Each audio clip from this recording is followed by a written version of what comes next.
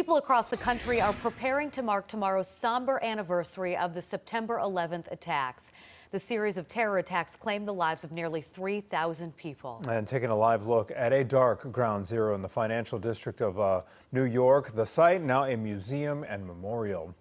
And here's the rebuilt World Trade Complex. It was completed back in 2014. It is the tallest building in the entire Western Hemisphere.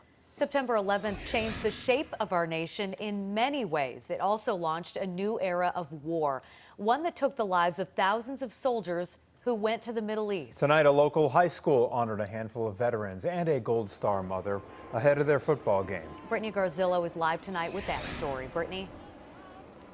Natalie and Anthony, a remembrance ceremony was held in between football games here at Fenton High School. The students playing on the field weren't alive when the terror attacks happened, but tonight they heard from those who vividly recall that day. We were minutes away from being in the wrong place at the wrong time. Retired Army Lieutenant Colonel Ryan Yantis was serving in the Pentagon on September 11th, 2001. A bunch of bad men got together and did a horrific attack that was unprecedented. It was brutal, and it killed a lot of people. And in that chaos, there were a lot of people who stepped up and did the right thing. On Friday night, he was one of a number of retired and active military members and first responders honored for their service during Fenton High School's annual September 11th Remembrance Program. There was once a time in our country where we stood together as one, and we hope that this is one of those moments as well. Jean Harris lost her son Joshua while he was serving in Afghanistan in 2008. She says what keeps her going is pride.